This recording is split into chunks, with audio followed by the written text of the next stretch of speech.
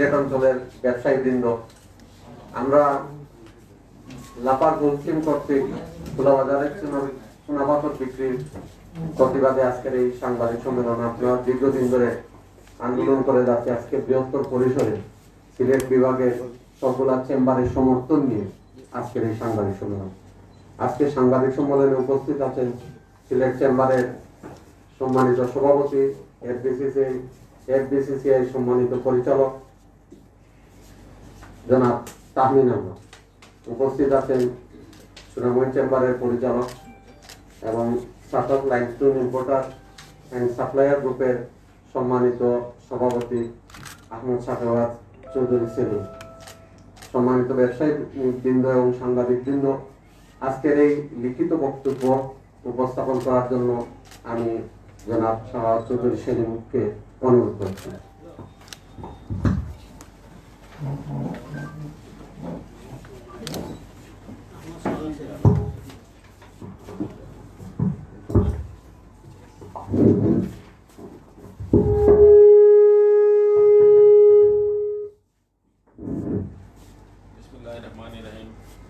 উপস্থিত সাংবাদিকবৃন্দ, উপস্থিত বৃহত্তর সিলেটের সকল ব্যবসায়ীবৃন্দ, উপস্থিত আজকের এই প্রেস কনফারেন্সের সম্মানিত সিলেট চেম্বারের সম্মানিত সভাপতি এবং এফবিসিসিআই পরিচালক, যার নেতৃত্বে আজকে আমরা এই প্রেস কনফারেন্সের আয়োজন করেছি। উপস্থিত সবাইকে আমার ব্যক্তিগত পক্ষ থেকে অভিনন্দন জানাচ্ছি আজকে আমাদের এই সাংবাদিক সম্মেলনে উপস্থিত হয়েছেন বলে। এখন আমি আমার লিখিত বক্তব্য আপনাদের সামনে উপস্থাপন করছি। সম্মানিত সাংবাদিকবৃন্দ, আমরা বৃহত্তর Sylhet chamber of commerce and industries, Sunamganj chamber of commerce and industries, Moulvibazar chamber of commerce and industries, Habiganj chamber of commerce and industries সহ সিলেট বিভাগের সকল শুল্ক স্টেশনে ব্যবসায়ী ও শ্রমিকগণ এর সমন্বয়ে ব্যবসায়ী শ্রমিক ঐক্য পরিষদ আপনাদের দ্বারস্থ হয়েছে। এসব সংগঠনের প্রায় লক্ষাধিক ব্যবসায়ী শ্রমিক আজ পথে বসার উপক্রম হয়েছে। বহুজাতিক কোম্পানি লাফার্স হোলসেল সরকারের রাজস্ব ফাঁকি দিয়ে ক্ষুদ্র ব্যবসায়ীদের পেটে লাথি মেরে অবৈধভাবে চুনাপাথর ব্যবসা খোলা বাজারে নিয়ন্ত্রণের চেষ্টা চালাচ্ছে, যে কারণে আমরা চুনাপাথর ব্যবসায়ী শ্রমিক ব্যবসার ভবিষ্যৎ নিয়ে শঙ্কিত। প্রিয় সাংবাদিক ভাইয়েরা, সিলেটের গুলাগঞ্জ, তামাবিল শুল্ক স্টেশন ও সুনামগঞ্জের ছাতক, চেলা, ইসামতি, বটসরা, বাগলি নিয়ে চুনাপাথর আমদানি করে ক্রাশিং বা এগ্রিগেট পদ্ধতিতে ছোট করে বৃহত্তর সিলেট অঞ্চলের ব্যবসায়ীরা যুগ যুগ ধরে খোলা বাজারে তা বিক্রি করে আসছেন। বর্তমানে বৃহত্তর সিলেটের প্রায় শতাধিক ক্রাশার মেশিন, লক্ষাধিক ব্যবসায়ী ও শ্রমিক এই ব্যবসার সাথে জড়িত। চুনাপাথর আমদানি করে বাজারজাতকরণ সহ প্রতিটি ধাপে সরকারের অনুমতি নিয়ে সরকারের ব্যাট ট্যাক্স দিয়ে আমরা ব্যবসা পরিচালনা করে আসছি। লাফার্স হোলসেল সিমেন্ট উৎপাদন ও বিপণনের জন্য নিবন্ধিত একটি কোম্পানি। তাদের কোম্পানির সিমেন্ট উৎপাদনের জন্য বাংলাদেশের ভূমি, গ্যাস প্রভৃতি ব্যবহার করে আসছে। পাশাপাশি বাংলাদেশ ও ভারতের যৌথ অনুমতি নিয়ে কোম্পানি তাদের সিমেন্ট ক্লিংকার উৎপাদনের কাঁচামাল চুনাপাথরের জন্য চাতক থেকে বিশ্বের অন্যতম ক্রস বর্ডার কনভেয়ার বেল্টের মাধ্যমে ভারতের মেঘালয় থেকে চুনাপাথর আমদানি করে থাকে। লাফার্স হোলসেল বাংলাদেশ ও ভারতের সাথে চুক্তিবদ্ধ যে মেঘালয় থেকে আমদানিকৃত এসব চুনাপাথর শুধুমাত্র সিমেন্ট উৎপাদনেই ব্যবহার করবে। কিন্তু 2009 সালে প্রথম আমাদের চুনাপাথর ব্যবসায় শকুনের নজর ফেলে এই কোম্পানিটি। তারা কনভেয়ার বেল্ট দিয়ে আনা সিমেন্ট প্রস্তুতের চুনাপাথর ক্রাশিং করে খোলা বাজারে বিক্রির পায়তারা শুরু করে। বিষয়টি আমাদের নজরে এলে আমরা লিখিত ও মৌখিকভাবে তাদের দূরভিসন্ধিমূলক কাজের প্রতিবাদ করি। কারণ উৎপাদনমুখী শিল্পের কাঁচামাল খোলা বাজারে খাতে বিক্রি করে লাফার্স হোলসেল অনুমতি নেয়। স্থানীয় এসএমই খাত, স্থানীয় ক্ষুদ্র ব্যবসা কার্যক্রম কোনোভাবেই তারা সম্পৃক্ত হতে পারে না।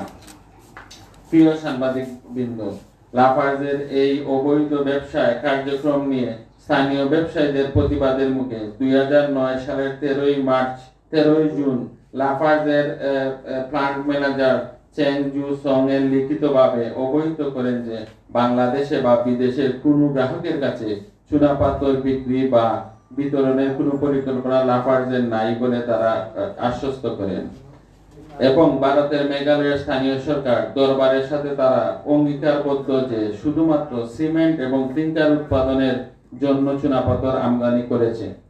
সে সময় লাফার্জে তাদের এই অবৈধ সিদ্ধান্ত থেকে সরে আসে, কিন্তু 2020 সালে যখন সমস্ত পৃথিবী জুড়ে করোনা ভাইরাসের মানুষ আতঙ্কিত, ঠিক তখনই সিমেন্ট উৎপাদনের জন্য আমদানি করা এসব চুনাপাথর কোম্পানির ভিতরে প্লান্ট বসিয়ে ক্রাশিং করে ক্লিয়ার এগ্রিগেটের নামে খোলা বাজারে বিক্রি শুরু করে।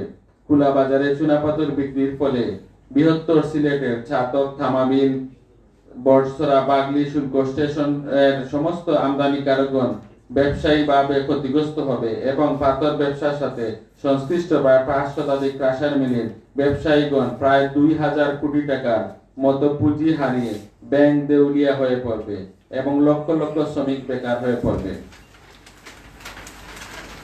প্রিয় সাংবাদিকবৃন্দ, যেখানে চুনাপাথর আমদানি ও বিক্রয়ের সাথে জড়িত ব্যবসায়ীরা বাণিজ্যিকভাবে সরকারের রাজস্ব বোর্ড কর্তৃক নির্ধারিত হারে ভ্যাট অগ্রিম কর দিয়ে ব্যবসা পরিচালনা করছেন, সেখানে লাফার্জ সম্পূর্ণ উৎপাদনমুখী শিল্পের কাঁচামালের ঘোষণা দিয়ে অত্যন্ত কম হারে ভ্যাট ও কর দিয়ে প্রতারণার মাধ্যমে ট্রেডিং ব্যবসা শুরু করেছে।